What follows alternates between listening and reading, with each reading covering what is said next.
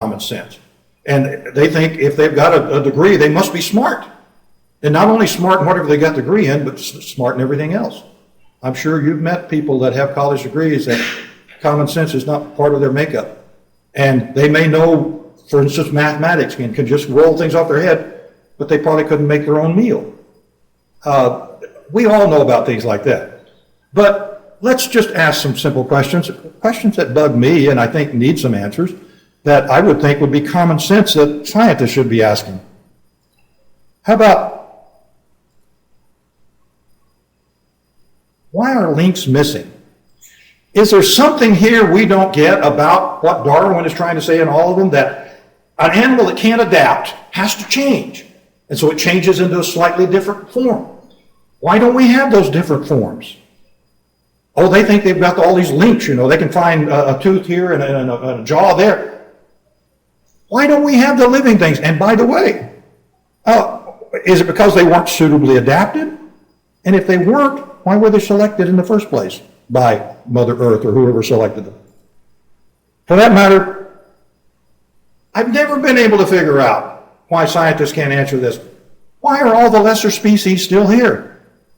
Didn't they have to change and adapt and become something else because they were going to be lost if they didn't? And yet they're still here. I mean, let's go to the simple part. Apes are still here and they're doing fine. There's no problem with them adapting to their environment. And humans are still here and doing fine. And every other species that we know about is still out there doing fine. Why? Why are they still here? Why is it that they're still here and the ones that were changing to become us are not? I don't understand that at all. There's nothing I've seen explaining evolution that explains that. Why are there no living specimens? Why is the only thing they can find something that's supposedly 1 million years old and dead, and it's only a fragment at that? There's a bone here. And if you don't understand this, and you've seen all these pictures of these ape men that they've got, there's a tooth, there's a piece of a jaw, there's a femur, and not all together at one time, most of the time. And some forensic scientists, they call them, and I call them Disney, they get this clay and they make this creature that they've already decided what it should look like out of this bone or this tooth or this femur, and it becomes that in between a person, which wasn't good enough to survive. So why did whatever started out to become that ape creature change to become that? I don't get it. What are the odds, if evolution were true, that there would be no transition species living anywhere at any time that anybody knows about? And why isn't somebody out there with intelligence greater than me asking these questions? Of course, it could be the duck-billed platypus. We know that from our children's lesson, don't we? I mean, the duck-billed platypus is a strange creature. I mean, it's not a duck, and it is a mammal, and it's not a beaver, and it's not all those things it looks like. Maybe it's the missing link for everything else. Everything kind of got conglomerated into this one creature, and it didn't get any further. But of course, even scientists don't think that's so, do they? Well, let's get serious.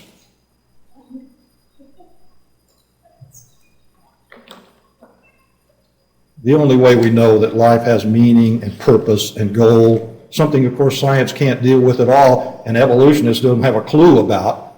All evolutionists can tell you to do is that you have no meaning to your life, you might as well jump off a building. They have no hope to give anybody. They have nothing to give anybody except silly theories that they sit around making up. But the Bible tells us that we're something very important. And we're much more important than anything else God created. The Bible tells us, of course, that there was a beginning. It took scientists a long time to figure it out, but now they think there is too. In the beginning, God created the heavens and the earth. And then this wonderful passage in verse 27 of Genesis 1.